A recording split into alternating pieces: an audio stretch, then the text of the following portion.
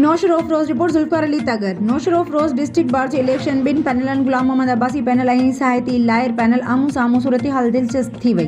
गुलाम Mohammad Abbasi panel जो general secretary Shaukat Hussain बोयो बिना मुकाबले जनरल सेक्रेटरी थी वियो। संदसि सामू बीठल सहायती पैनल जो उम्मीदवार अबरार अली चांडियो हथ खणी वियो। गुलाम मोहम्मद लायर पैनल पारां शौकत बोयो जे मान ने आजियाणो संदसि मथां गुलनि जी वरखा दूल शनाइण सां इस्तक़बाल मुबारकुनि जो सिलसिलो जारी।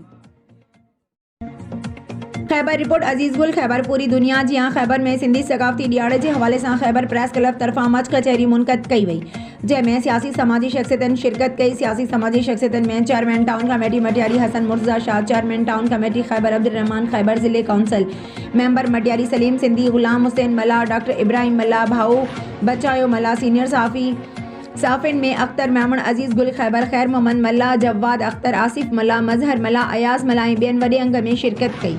उन मौके ते सियासी समाजी शख्सियतन मीडिया सां ॻाल्हाईंदे चयो त सकाफ़ती ॾियारो ईद जो ॾिहाड़ो आहे, क़ौमी ॾियारो असां जोश बख़रोश सां मल्हाइणु घुरिजे। अहिड़ा प्रोग्राम असांजी ईंदड़ नस्लनि खे यादि ॾियारींदा।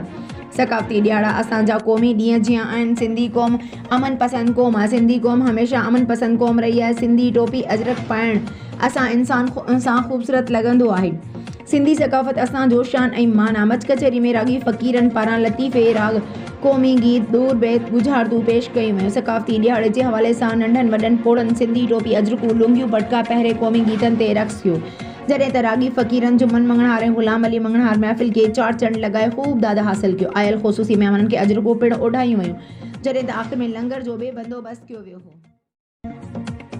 मनहेड़ो रिपोर्टर अमजद अली भट्टी। मनहेड़ो में भी समूरी सिंध जी 3 डिसंबर ते सकाफ़ती ॾिहाड़ो मल्हाइण जे सॾ ते गैर क़ानूनी परॾे हिन खां पाक सिंध जी सरी हेठि हितां साफ़ी सियासी समाजी जिज़ कम जे अली देशी, बादल ब्रोही, एजाज़ बोराणो, कादिर बख्श उर्फ पप्पू डायरी, गुलाम मोहम्मद भट्टी, शमसुद्दीन चांडियो ऐं ॿियनि पारां सिंध जी सकाफ़त खे उजागर करण लाइ मनहेड़ो में सिंध जा क़ौमी लिबास सिंधी टोपी अजरक पाए पंहिंजी क़ौमी सुञाणप खे सॼी दुनिया में मुतारिफ़ करण लाइ क़ौमी ॿधी जो सबूत ॾींदे मनहेड़ो में शानदार रैली कढी वई, जेका मनहेड़ो चौदगी खां शुरू थी मनहेड़ो प्रेस क्लब पहुती। मनहेड़ो प्रेस क्लब अॻियां पहुती, जिते रैली ते गुलाब जे गुलनि जी वरखा कई वई।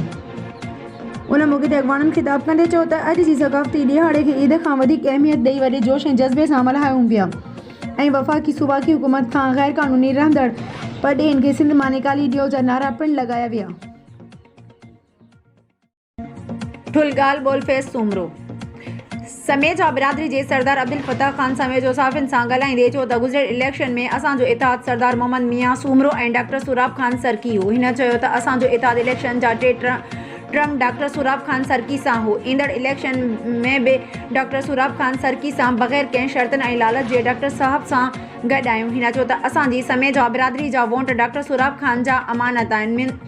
मथियूं वोट जे लाइ चवंदो बग़ैर कंहिं शर्तनि जे सपोर्ट कंदासूं। हिन चयो त डॉक्टर साहब मां पुर उम्मीद आहियूं त असांजी बिरादरीअ खे न विसारींदो ऐं ॻोठनि जा बुनियादी मसइला हल कराईंदो। हिन चयो त सरदार मोहम्मद मियां सूमरो असांजे ॻोठनि खे बिजलीअ जा खंभा, LT जूं नयूं तारूं, ट्रांसफार्मर ऐं टफ टाइल ॾिना हुआ। हिन ॿुधायो त सरदार साहब जी डॉक्टर साहब असांजे बेरोज़गार नौजवाननि खे नौकरियूं वग़ैरह नाहिनि ॾिनियूं। हिन चयो त वापडा वारा ॻोठ जी बिजली काटा करे विया हुआ। हिन चयो त नए तकबंदी ठाहे अवाम खे छड़ो छड़ करे हिननि खे वॾे मुश्किलातुनि में विझी छॾियो आहे। नई तकबंदियुनि में मुख़ालिफ़ कयूं था।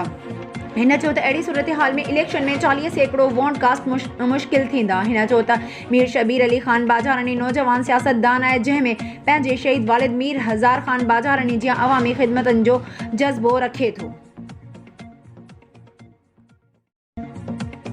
ठुल रिपोर्ट फेस सूमरो। ठुल में खेरा प्रोडक्शन एकेडमी पारां अदाकार फ़कीर मोहम्मद उर्फ खेरो बुरड़ो जी मेज़बानी में सिंध जी सकाफ़त खे उजागर करण ऐं सिंधी क़ौम में शऊर पैदा करण लाइ टोपी ऐं अजरक जे ॾिहाड़े जे हवाले सां रहबर चौक ते हिकु वॾो प्रोग्राम मुनक़द कयो वियो, जंहिंमें फ़नकार मोहम्मद मिठल चनो, मोहम्मद हनीफ़ शेख, हुबदार अली शेख ऐं नाम यारो शायर ज़ुल्फ़िकार बुरड़ो, मशहूर टिकटॉकर अदाकार ज़ुबैर अहमद बुरड़ो समेत सियासी व समाजी अॻवाननि ऐं शहरनि वॾे अंग में शिरकत कई। उन मौके ते फ़नकारनि चयो त सिंध जो सकाफ़ती ॾींहुं प्यार, मोहबत, अमन ऐं भाईचारे जो दर्स ॾिए थो।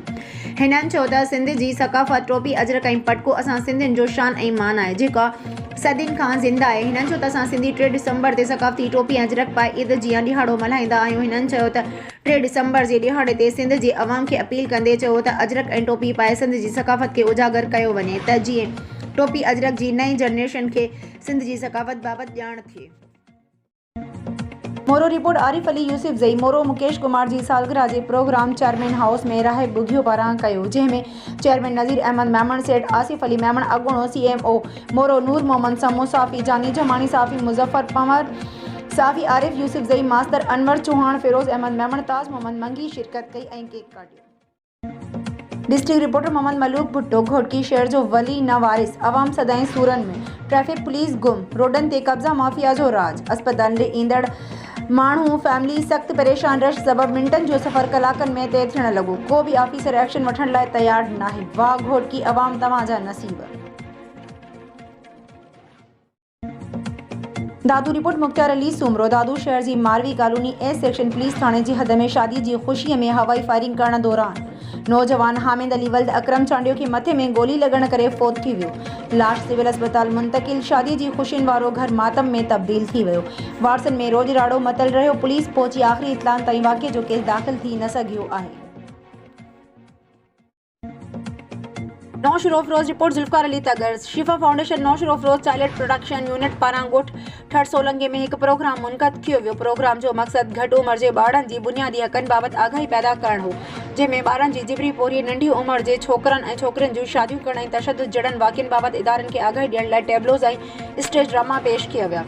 प्रोग्राम में मुख़्तलिफ़ सरकारी ऐं ख़ानगी इदारनि जी नुमाइंदनि शिरकत कई। ख़ुसूसी प्रोग्राम शिफा foundation manager Malik Zahiruddin, madam अमारा सरफराज, एडमिन फनांस शेहरयार खान ऐं टीम सोशल वेलफेयर डिपार्टमेंट खां चाइल्ड प्रोटेक्शन ऑफिसर अरबाब उजण, कैसर अली टामरी, मुमताज़ चन्ना, सईद हमज़ा, IRC पारां हमीद शेख, एजुकेशन डिपार्टमेंट पारां डिस्ट्रिक्ट एजुकेशन ऑफिसर हिज़बिल्ला कोरे जो शिरकत कई ऐं टेबलोज़ पेश कंदड़ ॿारनि में ॿेर विराया।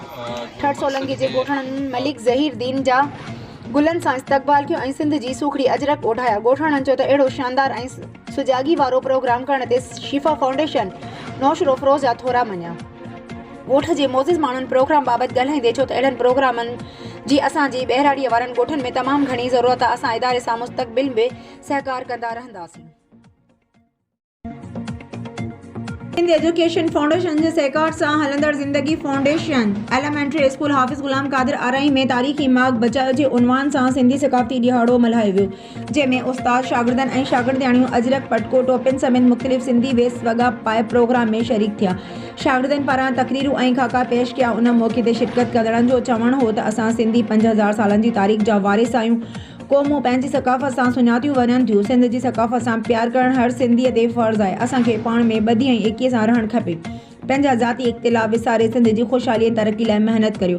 अॼु जा शागिर्द मुस्तक़बिल जा मामार आहिनि। रिपोर्टर नौकाफ़, हक़ TV न्यूज़, झंडो मरी।